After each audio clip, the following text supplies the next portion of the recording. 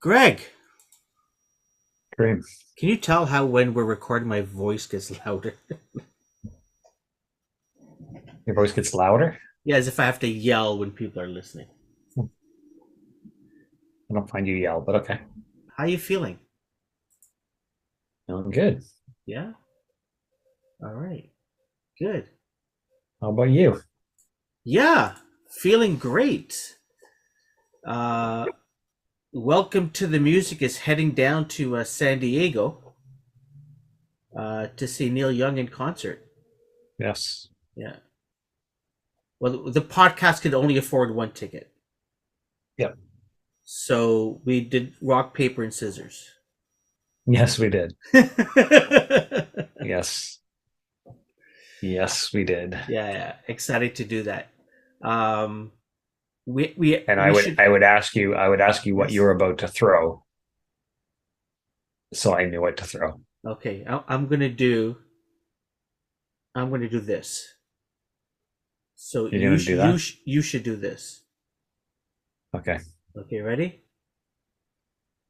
Rock, paper, scissors. Oh, look at that! I lost. I got You rock. You go. You got go. scissors. Yeah. But seriously, we need to thank. I think we should thank a couple of organizations. First off, our friends at Casinorama, Yes. who got us tickets to Collective Soul, Yes. which I didn't know was a bucket list concert Absolutely. for you. I was supposed to have seen them many times. I Yeah, never did. and we finally did, or you finally did, Yeah. and yeah, they put on a great show. Yeah, it was good. Yeah, it was It a was good good. You got show. to dance a lot, Yeah, yeah, yes, I and then did. got told to sit down. And got told to sit down. That's so true. That was kind of strange to Yeah. be But when the told. band said get up, then Yeah, then everyone got up. So great show. So thank you to the kind folks at yes, Casinorama indeed. for that. And I have to thank as well uh, um, my cousin Riaz and Soul Pepper Theater because got two tickets. Again, you drew the short end of the stick, or you lost rock paper and scissors. So I took Minas. Um, to see The Secret Chord, a Leonard Cohen experience. This is how good it was. We went to see the week before Hamilton, award winning Broadway musical Hamilton. Oh, This I thought show, you went to see it in Hamilton. no, I saw Hamilton in Toronto, as well as The Then did Secret you Chord. see the band Toronto and Hamilton? No, I've never seen the band Toronto Okay, anyway, carry on. Sorry. anywhere. The Secret Chord Leonard Cohen experience at Soul Pepper Theater. Um, Outstanding, phenomenal. Hmm. And I said I went to see Hamilton in Toronto. This was way better for Oh, me. yeah, Yeah, it was just way better. I don't know why I did not. I think I know why I did not like Hamilton because I'm not a huge fan of American history. Um, but it was, yeah, the Secret Chord Leonard Cohen experience. It's ending soon, but Soul Pepper puts on these musical experiences, and I would highly recommend that anybody go and see them. So check out the Soul Pepper Theater, soulpepper.ca, and if you're in Toronto and you're at the distillery, go check them out. Go check out the theater that they play in. So thank you absolutely. to those two, for sure.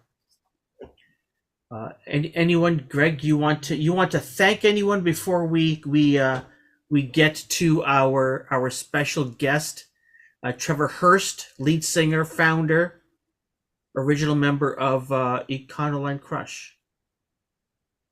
I'd like to thank you. Oh,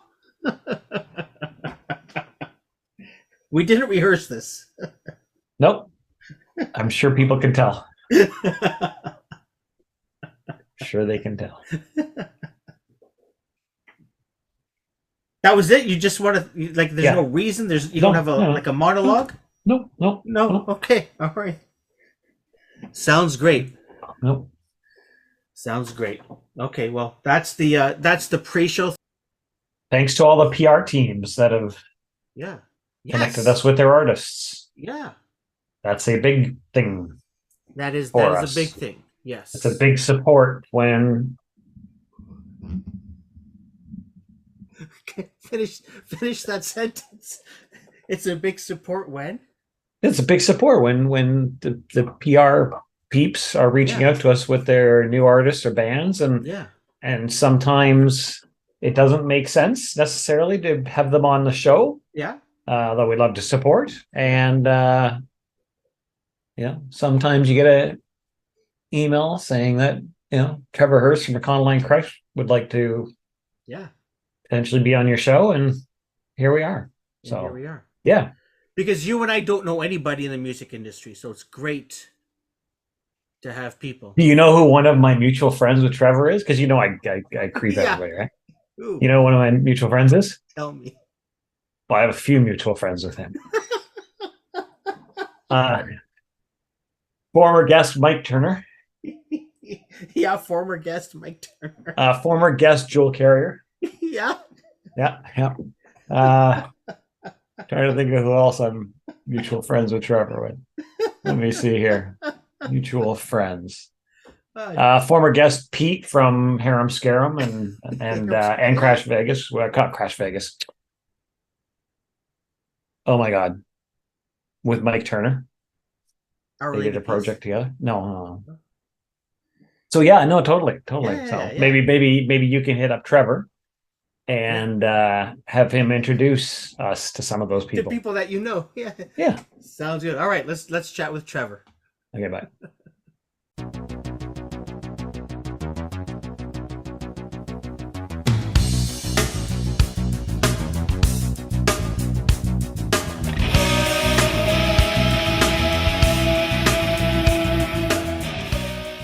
Hello, my name is Trevor Hurst, and you're seeing me right now on Welcome to the Music.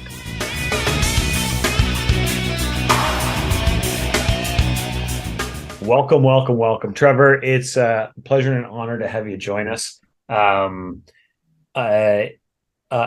You are right now, you said you're in Revelstoke or Revy. Yes.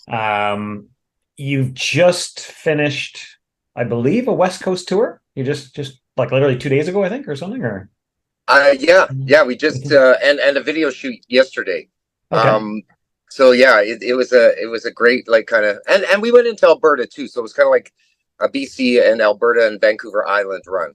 And how was it getting back on the road? Like hopefully knock on wood, we're on the other side of this. How was it? It was amazing, actually. One of the great things about being a band that has been around, you get the opportunity then to talk to fans about what your music has meant to them, and their experiences with your music, their experiences at previous shows. So yeah, I mean, it was way better than even my wildest expectations, and it just felt great. It felt great to play the songs again, and it felt great to be out here. That's fantastic. That is in your sets. What's the mix like? Because you also have a new album, When the Devil Drives. That is out now, and you've got also your catalog. How do you mix it, and what's the fan reaction been to some of the new tunes? Well, the record comes out in October, but we have a new single right now called No Quitter. Yeah, so that's out there, and the reaction has been great. Nice. I think it's a reintroduction, and it's going to take a while, but I think you have compared to when we started as a band, we didn't have as many avenues to reach the audience or to get to your, you had print or you had radio or you had much music. Now you have, all of the various ways to reach your fans, including the internet and all aspects of that, plus the traditional ways. So it's really kind of interesting to see how that impacts the way the band is discovered, so to speak. Perfect. I need to ask this, Trevor. The name of the band. How did that come about? It was weird, man. We were back in the day when you had to send a CD off to record companies, etc. And I started the band with a guy named Tom Ferris, and he was kind of the founder of Mauve. And Mauve, if people don't know, was a band that really made network records possible. So Tom, myself, and a couple of other guys had finished a demo, and Tom had some interest in the past from, I believe it was East West, a label in New York. So we made arrangements for the FedEx guy to pick up the CD. We had it we were about to put it in the envelope. The FedEx guy is waiting for us, kind of banging on the door, waiting for us. We open the door, waiting for us to like give it to him. And we hadn't named the band yet. We were just like, let's put something on here. And so like everybody's tossed around these names really fast, you know, and I said, this thing's like a machine, man. Like, it sounds like a machine, you know, it should be something kind of like, you know, Cadillac Black or blah, blah, blah, you know, something kind of cool. And Tom wanted to call it Crush. And everybody was like, you know, I don't know, man, Crush. There'll be a lot of crushes, probably 10 crushes in the city of New York alone. And then I said, okay. And we're just kind of, the FedEx guy's getting mad. And I said, when I was a kid, we listened to all my music in my dad's Econoline van. Oh, of course. And somebody shouted out Econoline Crush. And I said, okay, let's just write that on there. We can change it later. Don't worry about it. And that's how the name got. That's awesome. It's always last minute decisions. Well, people agonize over their band name. I mean, really, they truly do. And like, it's hard to name a band, and there's so many things that people read into it and everything. So we did not think we would end up staying with that name, but it just sort of stuck. But the way that we came up with it, the way when I explained it to the American label, they hated that story. So they concocted this whole thing about it being a drug in a French novel and all this stuff, and it was just ridiculous. You could still see that out there if you look, you know. So at what point in time, Trevor, do you go, screw the label, here's the real story? Like, at what point in time do you do that? I guess it was right after that label folded in the US.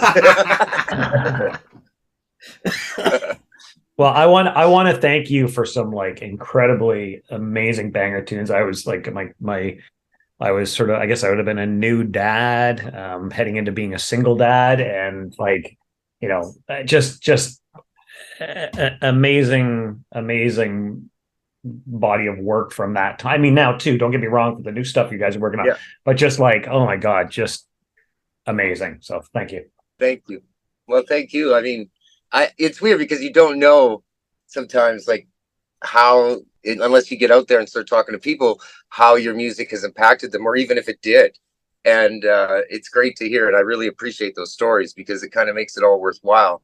All the stuff you go through trying to get that music out there. Yeah, no doubt. One of the things that I want to talk about, you know, we could probably spend the whole hour on this, but you know, you've talked about how important talking about mental health and addiction and recovery is. Can you talk a bit about that with your, you know, your process, your growing up as a musician and experience? Yeah, like, I mean, it's interesting, you know,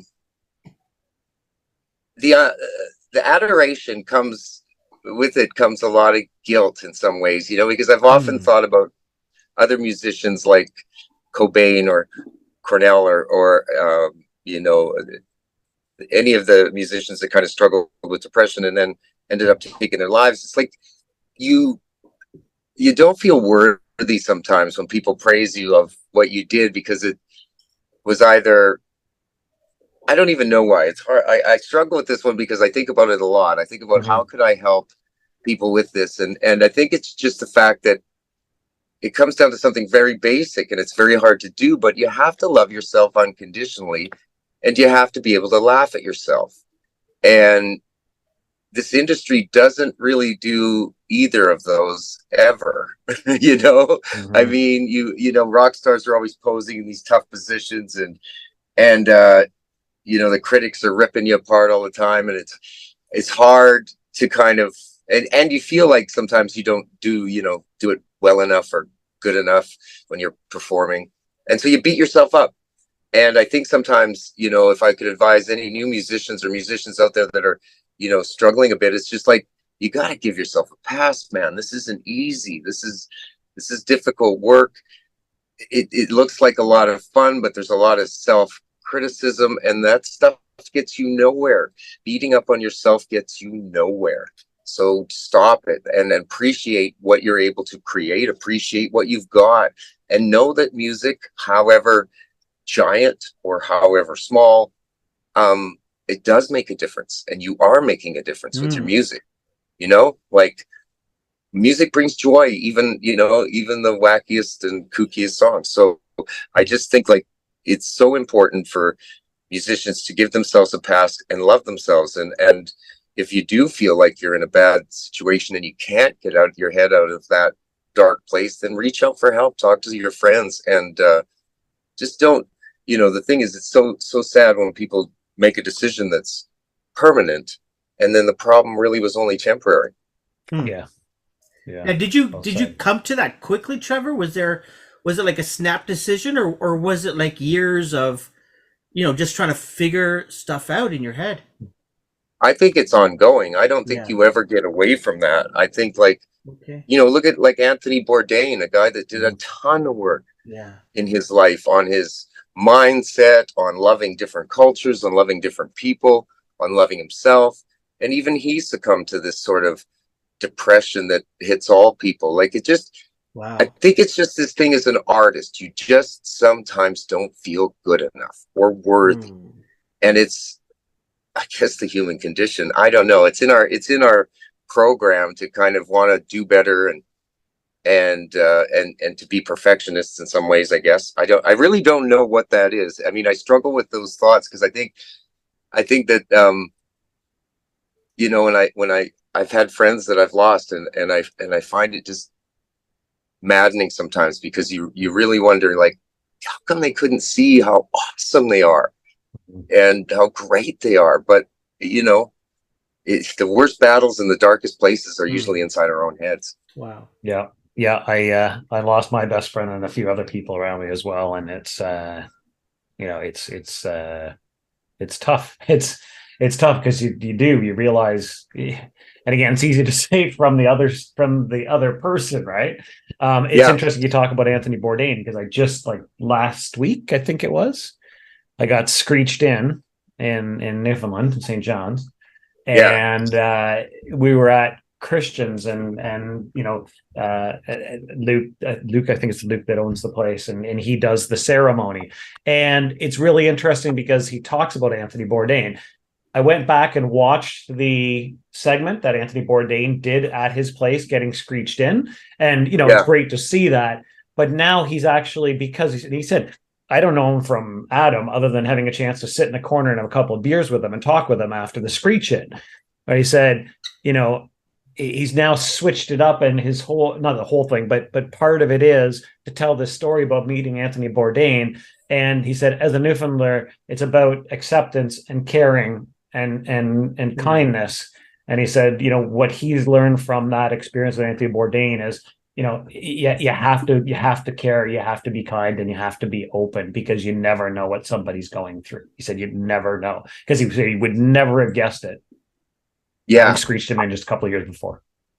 I agree totally. Like, it's interesting, you know, you'll have individuals that on the outside appear one way, and then they're battling demons within themselves. And so, kindness is so important, and it's I think it's even more so important today, because we are a little detached, I think, when we're always staring into our phones, and we're always in a hustle kind of mentality, and we don't kind of take the time to open the door and really, like, in being kind, it's not the other person that gets the juice out of that. It's you. Like every time you're nice to someone, you're the one that gets the energy. You're the one that gets the juice from it. And I think that's so important too, because people don't realize that like doing a kind thing actually benefits you the most. Yeah. That's wild. Trevor, was there ever a point in time? I was doing some reading, and you sort of had a second career as a nurse.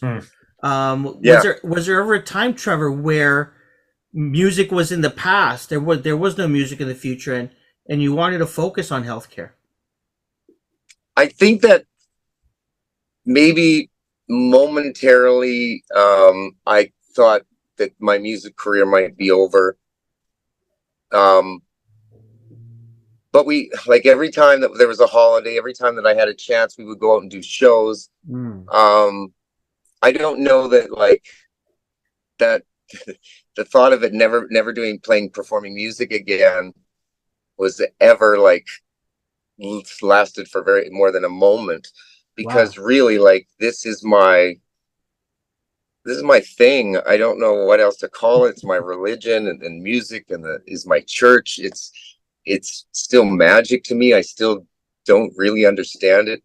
I was on a songwriting podcast a couple weeks ago or something, and they're really like nerdy guys. They love this fun. They love this music and thing, and all the theory and all the like the way the chords go together. And I'm like, I don't know why I got booked on it, but because for me, I like want to know as little as possible. I mean, I've learned over the years, obviously, but like, I still think music is magic. I still think like that when you go dun dun dun dun dun dun dun dun, and you say that to a little kid, say, what do you think is going to happen next? Something not good. Like they know that. They know that intuitively, right? Yeah. And that's so cool. Or when I was working in Chinookwapka, Dakota Nation, they would put on powwow music, practice jingle dancing, play the drums, and you would watch the toddlers. I'd watch the toddlers that were just learning to walk or just walking, and they would get to the beat, and it's innate. It's in us. Music is it's just part of the universe, and it's magical to me. Yeah. And you can sit there with the calculator all you want, man, but you can't explain some things, like, for sure. Yeah, it's interesting because I was as you were describing that, I was thinking of George from Alexis on Fire, who's now a firefighter. But yet, they'll take the time off and they'll go tour Australia and like again, the firefighting fulfilling one part of his life. Obviously, still playing with Alexis on Fire is fulfilling another. So, in terms of the fulfillment side of it, I'd love for you to talk about what it was like to work in that First Nations community, and it sounds like you got a lot out of it and they got a lot out of it. And so what was it like? Well, it's like I said earlier, it's like when you help people, you're the one that gets a lot of the benefits. And working in that community, the elders and my clients taught me a lot of things about life. I learned about humility. I learned like, I never went in there and said, yeah, I used to be in a rock band. I kept that on the DL. I didn't really want anybody to know, actually. I just wanted to be me, just me. And I think that the love and the compassion that I was shown by community members, the acceptance, wasn't welcoming at first. Who would welcome somebody with, at the time I had long blonde hair, and, that's not who they were expecting. When I first was going around house to house introducing myself, I'd knock on the door and they'd wonder what the heck was going on. I go, hey, I'm your new nurse. And then there'd be this look of astonishment. And I'd say, yeah, not what you were expecting,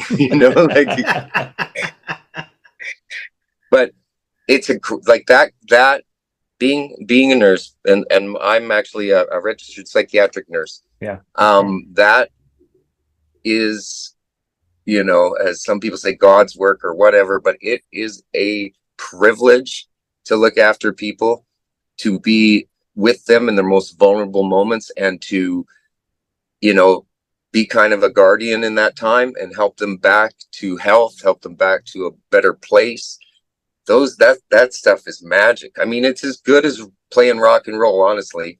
I just really enjoy reaching a larger amount of people. And I think that part of that is kind of my goal too, is just that I've been fortunate enough in life to live this long and to play music and to get through some pretty heavy battles, that I think I can bring some inspiration and perhaps some hope to people with the music and with, opportunities like this to talk about, life lessons and stuff.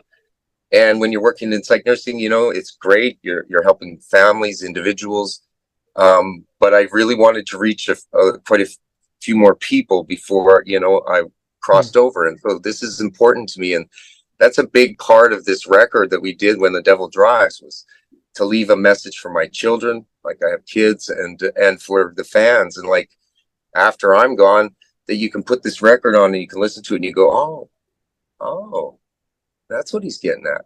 So I hope that's there, and with all the music going forward, like just life lessons, and it's stuff that I think would have helped me when I was younger, stuff that would have probably changed the trajectory of my career. Well, thanks so much for that. Mm-hmm. I wanted to ask, you've mentioned God a couple of times.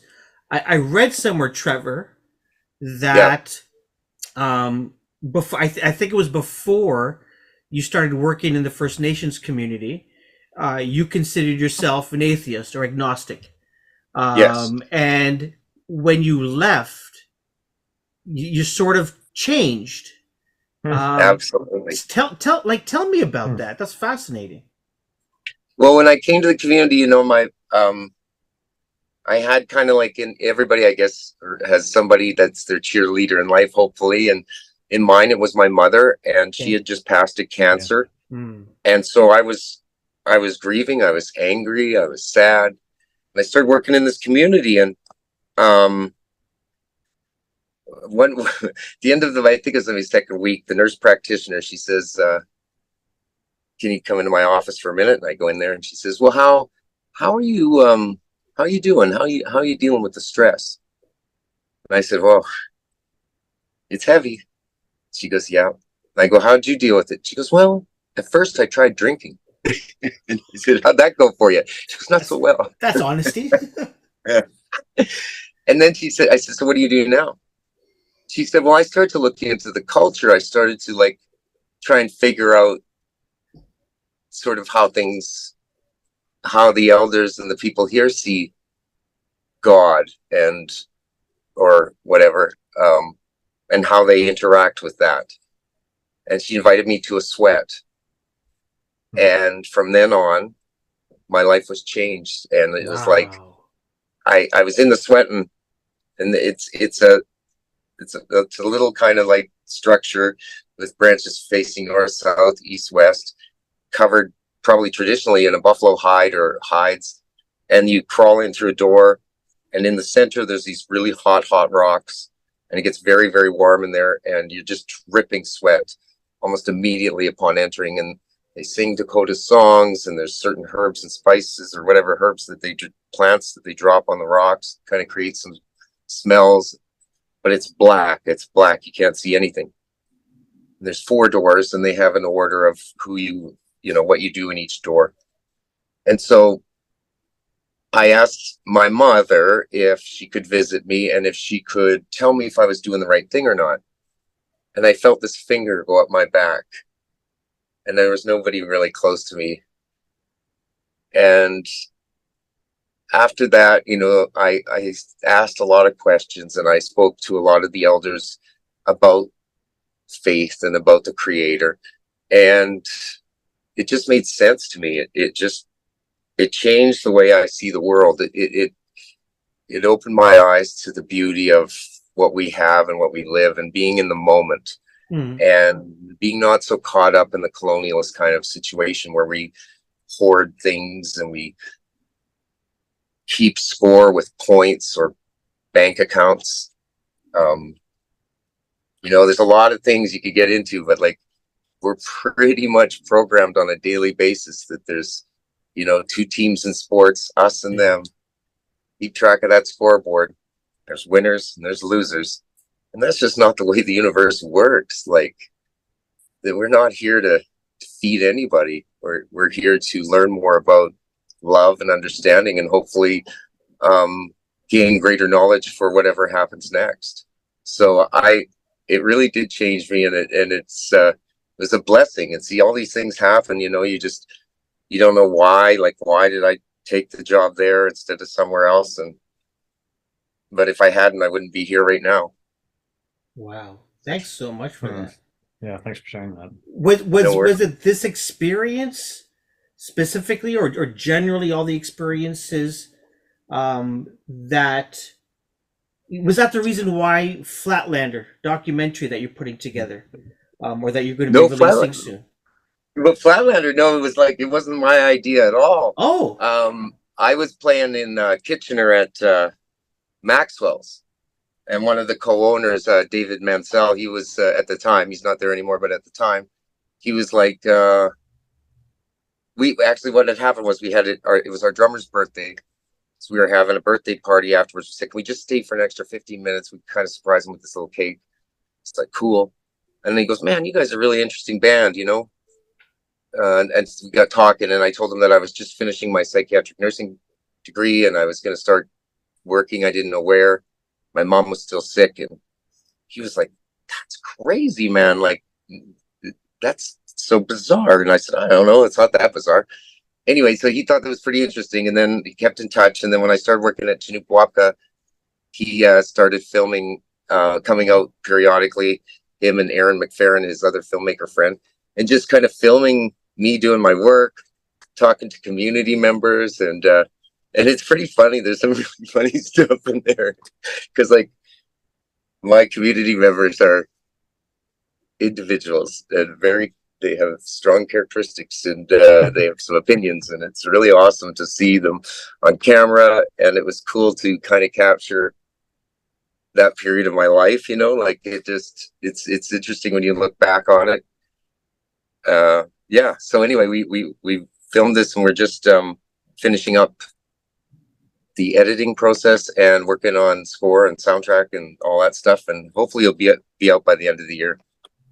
Oh, very interesting. Okay.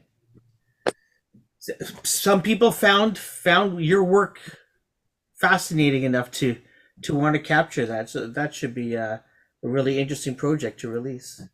Yeah, I think that, and just the fact that, like, when we were at our height, you wouldn't think that guy would be in there changing dressings and doing different things. He just found it like a weird juxtaposition. Same as myself. Like, it's the first time I heard about the guy in Lexus on Fire being a fireman. And okay, I wondered, did it come from the band name? I mean, was he bothered by Alexis being on fire? That's why he became a fireman. I mean, what's going on here? I mean, I have a lot of questions. That's funny. Wow. One of the questions I wanted to ask you was, as a musician, you've talked about, I think you have 3 kids and a stepkid, if I'm not mistaken. Am I yes. correct with that? Yeah. Yep. How has being a parent influenced music, influenced life, influenced your choices? Wow. Yeah. That's a whole other that's another hour. Yeah, no. It's amazing, that in and of itself, like, just trying to, like, I know what my parents meant to me. So you have these kids you're trying to shepherd in this world, but you also see, like, it's just so many things. It's so wild to see, like, they come into this world almost ready to go, and it's just our job as parents not to screw that up. Like they come with personality, and they're already characters right when they're born. And really, my philosophy is just to, try to give them as much guidance as possible, but also kind of get the hell out of the way and let them do their thing. Because I really love the fact that each and every one of them is so different, so unique, so fascinating and interesting. And I love them so much. And, I have a great partner that I do this with, and she puts up with my madness, and I feel really blessed. And I think sometimes it's easy to focus on a lot of the negative things. You could fixate on a million different things going wrong, but kids and that stability of a home life that's nurturing and good, it makes being an artist that much better, because you have these people that are in your corner cheering for you, that you love, and you don't want, to you want them to see you like in the best light, so you work really hard, or so much harder, I think, to just make it that much better. And I love when they come and see me play. They got to see me last summer. It's the first time in a long time play. We opened up for Finger 11, and just to watch my kids just kind of look at to watch them look at their dad, who's like, normally I don't even think they think I'm cool at all, and then they see me jumping around, and they're like, "Whoa, Dad, man, easy, you're gonna get hurt." You're old. Watch the way you're jumping around like that. Yeah. That's funny. Trevor, a few weeks ago, we had the director and producer of the upcoming Much Music documentary on. I'm curious the role that Much Music played in the success of Econoline Crush. I think it was huge. Okay. I think it was huge. I think it was huge because it created a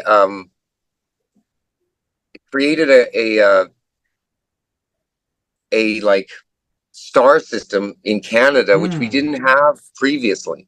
It gave celebrity to bands, all Canadian bands. It gave us an opportunity to kind of look larger than life. And you can look at that era of time, look at all those bands that came out of there and took their music to the world.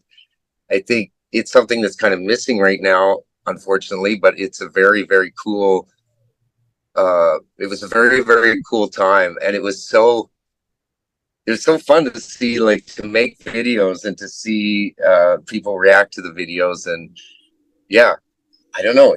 It was so special. I think it's something that I'm sad some of the bands today don't get that same opportunity to kind of have this centralized point where everybody was kind of there and being exposed and looking like, real kind of rock stars in a way. Yeah. What? I've never heard anyone up until now talk about it helped to create a star system. We hear a lot about the Quebec star system, or at least I do, in the work that I do during the day, that, Quebec has their own star system. There are people that we haven't heard in quote unquote English Canada that are massive, that are huge stars in Quebec. And yeah, and so, you hear about this, but that's fascinating that because we don't have that anymore. Like you said, there is no mechanism, to create that. We might be able to access music and videos and, whether it's YouTube or Spotify, we could access all of that content, but there's not like a program that we all agree that if you're there, or a station that if you're there, you've made it, right? Like if Erica M is interviewing you and you got thousands of kids outside of the window, just screaming whenever you say something or the camera goes to you, like we don't have that anymore. And it's interesting, right? Because like if you look at in England, the Gallagher brothers or whatever, the Oasis guy, their feud and stuff, like the press just loves that. They love it's just fodder and they love it. And we don't really have that anymore. Even the street papers that we used to have were really dedicated to music, have kind of broadened their scope. Like we had the Georgia Straight back in the day, and you knew you were kind of making it in Vancouver, you could get the cover of the Georgia Straight. But now it's like it has movie actors and everybody's kind of infiltrated it. It wasn't purely music anymore. Yeah. So that's what I hoped that, so on CBC they have this radio show national called Q. And you would hope, and it, you got to do what you got to do for numbers, but now, and not that it's bad, but they're interviewing superstars, like Hollywood stars, and not necessarily, okay, let's build a Canadian, star system. That would be really interesting. If I could jump in, who I think does a great job, and I was just saying this last night, it was a show from a couple of days ago. I think Strombo on Apple Music does a fantastic job of representing Canadian musicians more. And again, he's a Canadian on Apple Music, so that's what they're expecting him to not push, but promote women for sure. So like and again, I understand Strombo's not going to create that star factor, but there are still, That's to Apple counter Music, your comment though, right? about Q. Yeah, not everyone. You got to pay for Apple Music. You can't access it. No, you can listen to Strombo's show for free.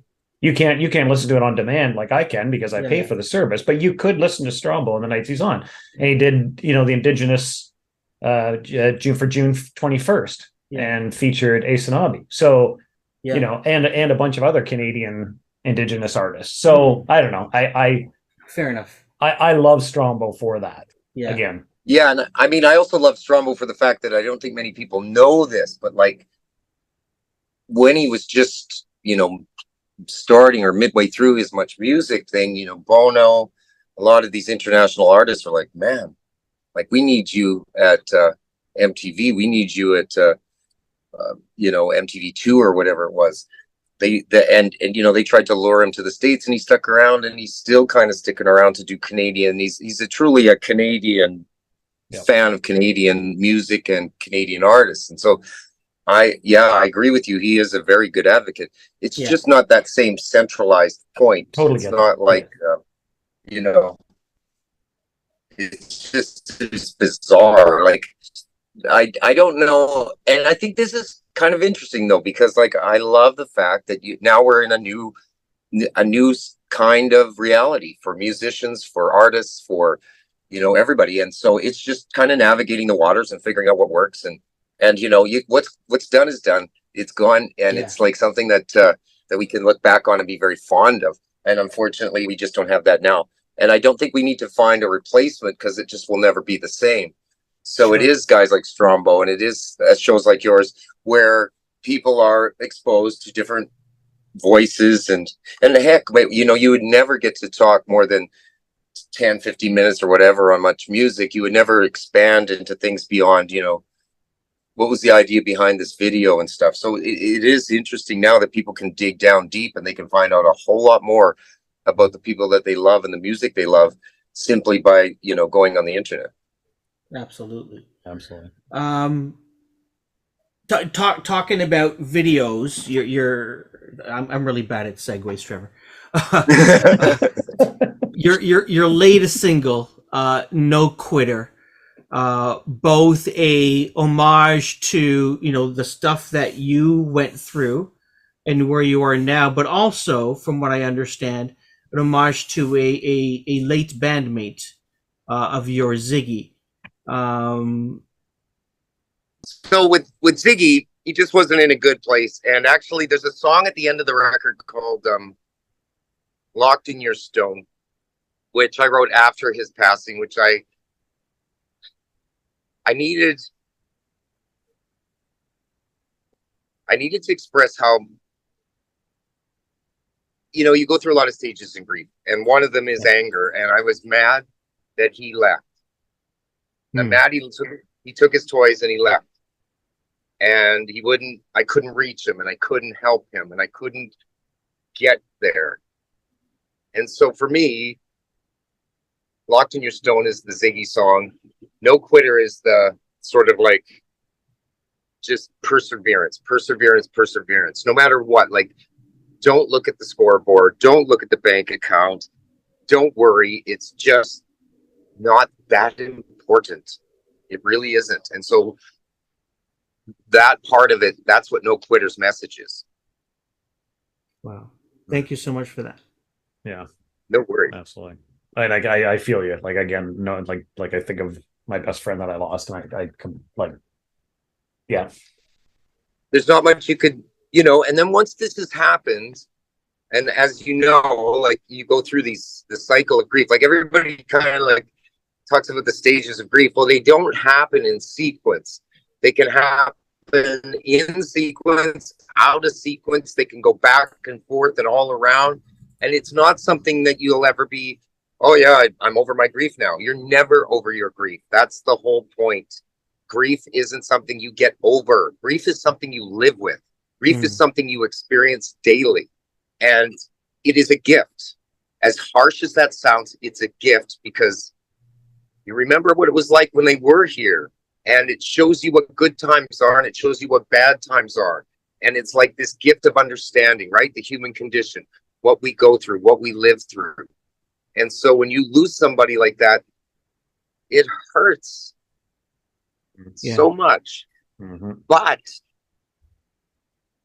the love for them seems to grow exponentially. It's like I just think about all the gifts that I was given because of this friendship.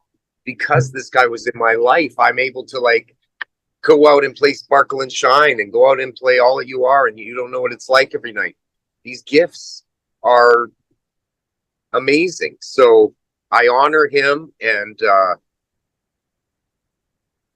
we miss him.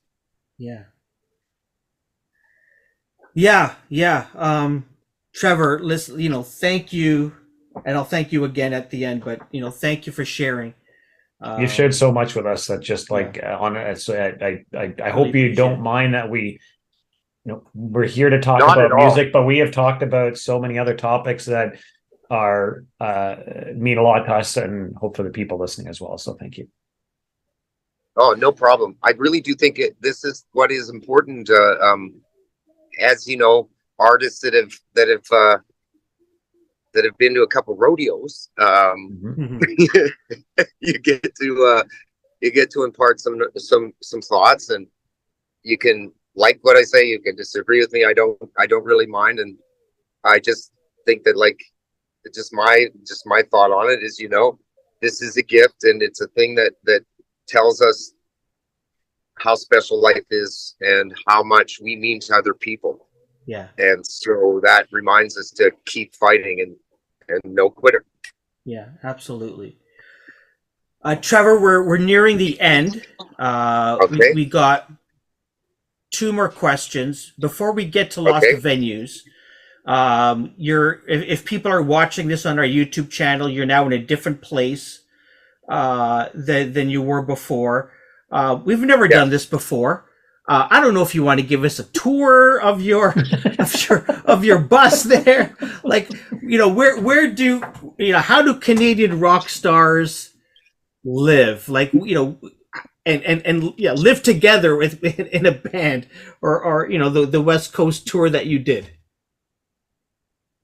I feel like I could just hear my mother going, "Oh my gosh, I haven't cleaned up." but let me spin this camera around. We have let's see here. We're all just holding. So like, here's the front of the thing. We have the obligatory rock and roll skull. Of course. The pilot seat here. Our